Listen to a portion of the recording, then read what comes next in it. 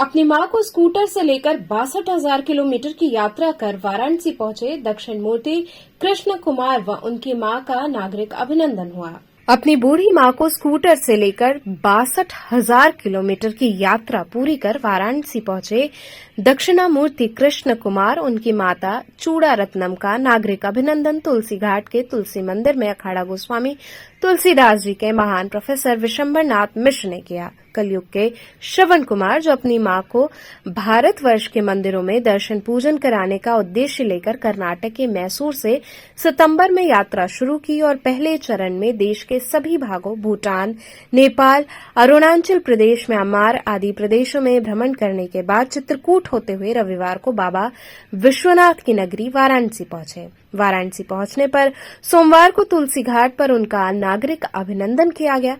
महंत professor Vishambar Nath Mishra ने उनका माल्यार्पण कर अंगवस्त्र प्रदान कर स्वागत किया।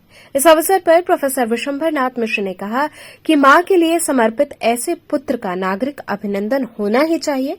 इससे समाज में एक अच्छा संदेश जाएगा और आज की युवा पीढ़ी भी अपने मां बाप की इसी तरह से सेवा करेगी। वहीं दक्षिणामूर्ति कृष्ण कुमार ने बताया कि वह अपने पिता द्वारा उपहार में मिली बजाज चेतक स्कूटर पर अपनी मां को बिठाकर भारत के विभिन्न मंदिरों का दर्शन पूजन करा रहे हैं और उनकी यही इच्छा है कि उनकी मां देश के सभी मंदिरों में दर्शन पूजन करें। अभिनंदन समारोह में उपस्थित मानस मर्मज्ञ श्याम सुंदर पांडे, राघवेंद्र पांडे, स्वर्ण प्रताप चतुर्वेदी, सत्यांशु जोशी ने भी माल्यार्पण कर स्वागत किया। इस अवसर पर हरि नारायण मिश्र, उमेश शर्मा, राजेश मिश्र आदि उपस्थित थे। कार्यक्रम का संयोजन रामयश मिश्र ने किया तथा धन्यवाद श्याम सुंदर पांडे ने दिया।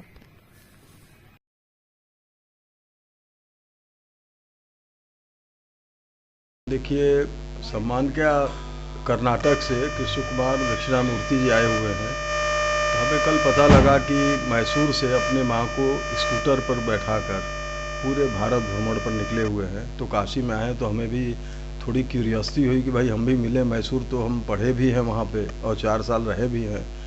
तो आज मिले तो लगभग कहीं ना कहीं से ये घूम फिर के परिचित भी निकल आए और मैसूर की सब यादें आज ताज़ी हो गई और बहुत प्रसन्न हुए ये लोग मिलकर। और देखिए, ये समय ऐसा है कि माँ के प्रति ऐसा समर्पण रखना और पूरे यात्रा कराना। माँ कभी हो सकता है वंचित होंगी भारत भ्रमण से, तो बेटे ने उसको पूरा किया। माँ भी कितनी प्रसन्न है, बेटा भी कैसा प्रसन्न है।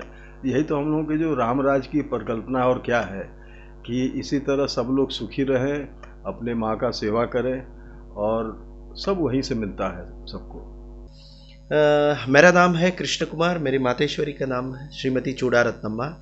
हम मैसूर वाले हों। ये मातृ सेवा संकल्प यात्रा कर रहा हूँ मैं। जनवरी 16 जुलाई 2018 में हम निकले हैं मैसूर से। अभी तक हम 67,042 किलोमीटर अभी तक सफ़र चुका हूँ। 4 कंट्रीज वी ट्रैवल, नेपाल, समग्र भारत, नेपाल, भूटान एंड म्यांमार में।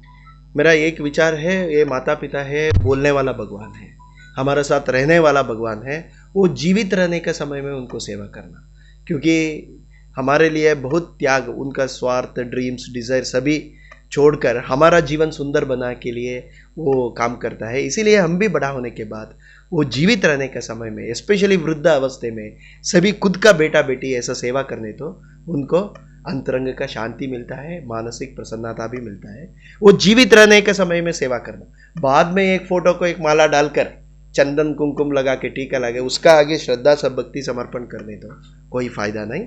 जीवित रहने के एक दिन में 24 आवर्स रहता है, एक आधा घंटे, सिर्फ 23.5 hours you can do anything, your family commitment, your study, your career, कुछ भी कर सकते। एक आधा घंटे माता पिता के साथ प्यार से बात करने तो उनको आयु भी बढ़ा होता है, आरोग्य भी वर्धन होता है। ये जीवित रहने के समय में करना। बाद में हजारों लोगों को बुलाकर वो सभी वैरायटीज ऑफ खाना कर वो खुद लोग बड़ा मानते हैं, वो भी कीजिए।